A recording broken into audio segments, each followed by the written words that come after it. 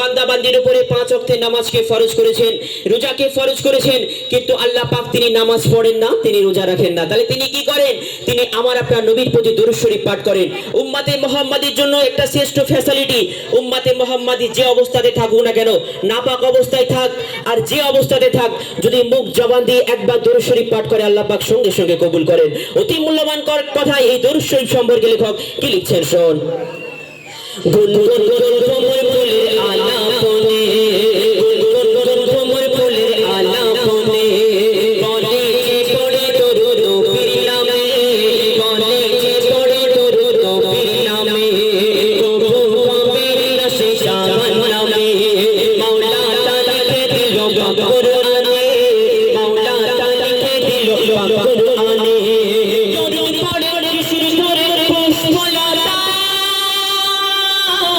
দরুদ পড়ে ঝরনা ঝরে প্রেমের ধারায়, কিশোর তুলে তুলে তুলে ওই মোহনায়, নবী নবী গতি তোলে প্রেমের ছোঁয়ায়, মনের আশা ভালোবাসা তোমারই প্রেমে, নয়নের আশা মনের আশা ভালোবাসা তোমারই প্রেমে, নয়নের আশা স্বপ্ন দেশে দাও না দেখা মনে আঙিনায়, ও গো স্বপ্ন দেশে দাও না দেখা মনে আঙিনায়, ও কিলা বন্দারে তুই কার প্রেমে, মধুর সুর দিশে ঢেলে তোর গানে, ও কিলা বন্দারে তুই কার প্রেমে, মধুর সুর দিশে ঢেলে তোর গানে।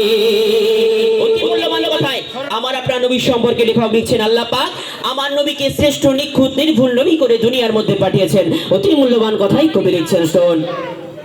হয়নি কবে আমার নবীর মতো, হয়নি কবে আমার নবীর মতো,